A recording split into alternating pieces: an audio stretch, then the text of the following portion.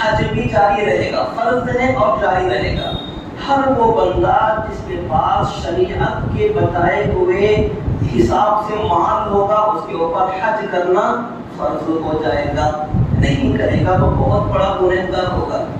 اسی طرح جب کبھی امت کے اوپر ایسے حالات آئیں گے کہ ان حالات میں جہاد شرعی طریقے پر فرض ہوگا امت کے اوپر، تو ایسی صورت میں جہاد کرنا بھی امت کے لیے فرض ہوگا، نہیں کریں گے تو بہت بڑے گنہگار بنیں گے۔ اب اس سلسلے میں تھوڑی سی تفصیل ہمیں جاننی چاہیے۔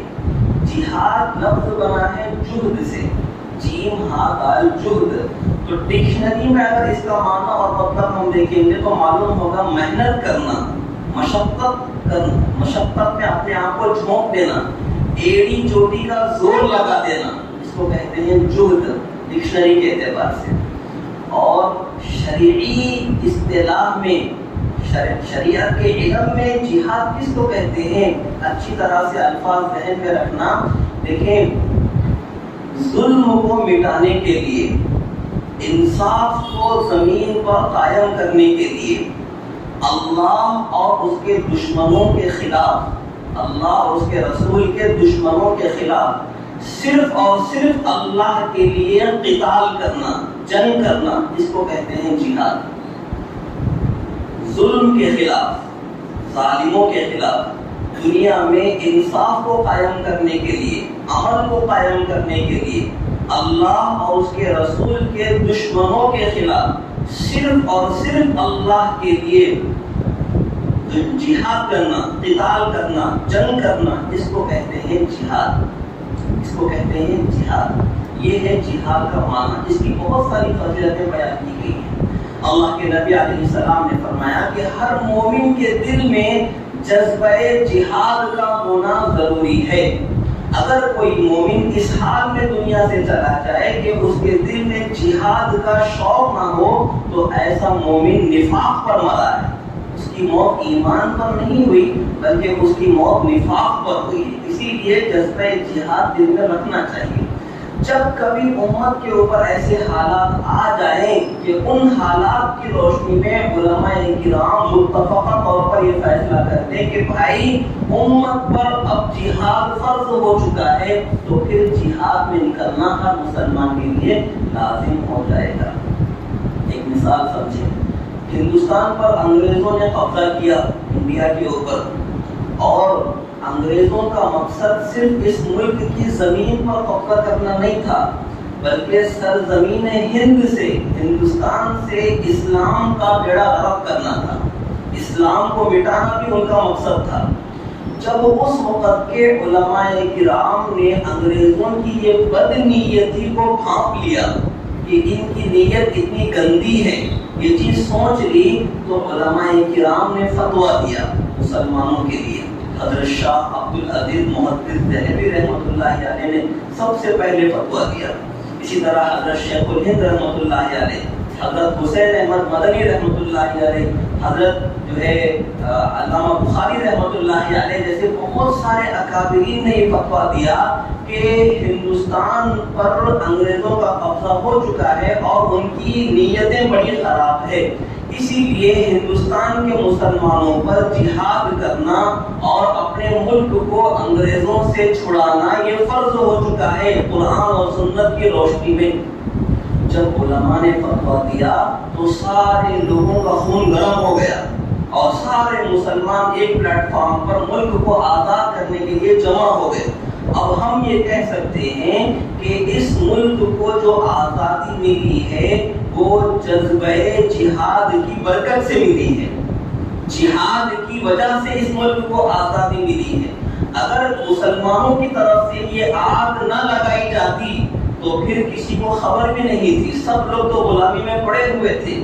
اس آگ کو لگانے والے ہمارے اکابر علماء کرام ہیں، اہل ایمان ہیں، جنہوں نے جذبہ جہاد کی روشنی میں اس چنگاری کو چھیڑا اور اسے ایک آگ بگولا اس کو کر دیا اور ایسی ہوا چلی اس کے بعد پھر آج وہ وقت ہم دیکھ رہے ہیں کہ آزادی کے 75 سال ہمارے مکمل ہو چکے ہیں۔ اب یہ تو میں نے بات سمجھانے کے لیے کی تھی، اہمیت سمجھانے کے لیے۔ اب آج کے ہمارے اس سچویشن میں بعض نادان قسم کے لوگوں نے جہاد کے معنی اور مطلب کو بگاڑ کر اس کو بدنام کرنے کی کوشش کی ہے، اس کو بدنام کرنے کی کوشش کی ہے۔ جہاد کا معنی میں نے آپ کو سمجھا دیا، لوگوں نے غلط فہمی کیا پھیلائی، جہاد کا ترجمہ کیا ٹیررزم، جہاد کا ترجمہ کیا کیا، دہشت گردی سے ترجمہ کیا جہاد کا، یعنی بے قصور لوگوں کو بلا وجہ کے مار دینا، بے قصور لوگوں کو بے وجہ کے مار دینا، اس کو ٹیررزم کہتے ہیں۔ تو لوگوں نے جہاد کا ترجمہ کیا ٹیررزم سے، اور اس ترجمے کے ذریعے سے جہاد کے لفظ کو پوری دنیا میں بدنام کرنے کی کوشش کی۔ یہ سب سے بڑا دھوکہ ہے جو اس وقت جو میڈیا کی لین سے، جو الیکٹرانک میڈیا ہے اس کے ذریعے سے پوری دنیا میں یہ طوفان بدتمیزی پھیلایا گیا، یہ سب سے پہلی بنیاد تھی کہ ترجمہ غلط کیا گیا اور پوری قرآن مجید اور سنت رسول کے خلاف ترجمہ کیا گیا۔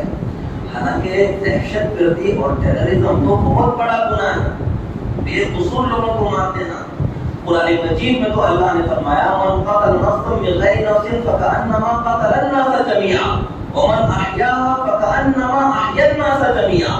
قرآن کہتا ہے کہ اگر کسی نے کسی بے گناہ کو بے وجہ کے قتل کر دیا تو گویا اس نے پوری انسانیت کو قتل کر دیا، سارے انسانوں کو قتل کر دیا، اور اگر کسی نے کسی انسان کی جان بچائی تو گویا اس نے ساری انسانیت کو بچا لیا۔ یہ ہے قرآن کی تعلیم۔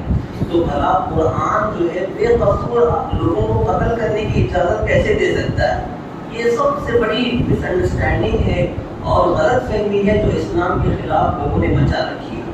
تو جب اس حقیقت کو ہم سمجھیں گے کہ جہاد کا معنی بے قصور لوگوں کو قتل کرنا نہیں ہے، جہاد کا معنی ہے کہ ظلم کے خلاف، ظالموں کے خلاف زمین میں عدل اور انصاف قائم کرنے کے لیے اللہ اور اس کے رسول کے دشمنوں کے خلاف صرف اور صرف اللہ کے لیے جنگ کرنا میدان میں، اس کو کہتے ہیں جہاد۔ جب یہ چیز ہم سمجھتے ہیں تو پھر ہر مسلمان کا ذہن صاف ہو جائے گا کہ ظاہر سی بات ہے ظلم کو تو مٹانا ہی چاہیے۔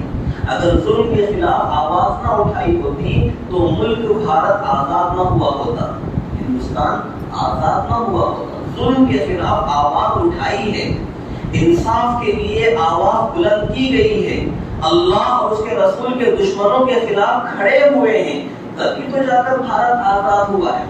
اور آج بھی آپ حکومتوں کو دیکھیں کہ جو لوگ حکومت کے باغی ہوتے ہیں، حکومت کے جو لوگ باغی ہوتے ہیں، حکومت ان کو جو ہے تحفظات نہیں دیتی، تو حکومت ان کو حفاظت نہیں دیتی، بلکہ حکومت ان پر حملہ کرتی ہے، ان کو قتل کرتی ہے۔ ان کا فیصلہ، ان کے بارے میں ایک فیصلہ ہے حکومت کا، وہ ہے جان لے لینا ایسے لوگوں کی۔ جی جو حکومت کے جو باغیاں ہوتے ہیں آپ کو معلوم ہے، تو ایسے نکسلیٹ لوگ جس کو آپ کہتے ہیں نکسلیٹس، تو یہ حکومت کے باغی مانے جاتے ہیں نا۔ تو آئے دن اخباروں میں آپ پڑھتے رہتے ہو کہ فائرنگ ہوئی، اتنے نکسلیٹ مر گئے، اتنے نکسلیٹ مر گئے۔ تو یہ جو ہوتا ہے حکومت کی کارروائی، حکومت یہ کارروائی کیوں کر رہی ہے؟ اس لیے کہ انہوں نے بغاوت کی ہے حکومت سے، انہوں نے بے گناہ لوگوں کو نقصان پہنچانا شروع کیا، وہ جو ہے نظام کے خلاف کام کر رہے ہیں، اسی لیے ان کے خلاف یہ کارروائی۔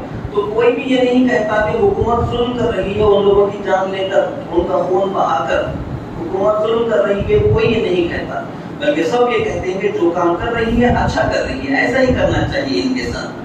ایسے ہی ہمارے جسم کے اوپر کوئی پھوڑا پھنسی ہو جائے تو اس کا ایک مرحلہ تو یہ ہے کہ کوئی دوا ہم لگا دیں تو وہ ٹھیک ہو جائے، جو جراثیم ہے وہ ختم ہو جائے اور ہماری پھوڑا پھنسی ٹھیک ہو جائے۔ اگر زخم تھوڑا سا پڑے گا تو ڈاکٹر نشتر مار کر اس کو صاف کرتا ہے، پھر پٹی باندھ دیتا ہے، یہ دوسرا مرحلہ ہوتا ہے۔ اور اگر زخم حد سے زیادہ بڑھ جاتا ہے تو ڈاکٹر کیا کرتا ہے؟ ڈاکٹر اس خیال سے کہ اگر اس کو نہ کاٹا گئے تو انفیکشن پورے جسم میں پھیل جائے گا تو آدمی مر سکتا ہے، یہ سوچ کر اس کا ہاتھ کاٹ دیتا ہے ڈاکٹر۔ یا جس عضو پر بھی وہ انفیکشن پھیلتا ہے، سیپٹک ہو جاتا ہے، تو ڈاکٹر اس کو کاٹ دیتا ہے اس عضو کو۔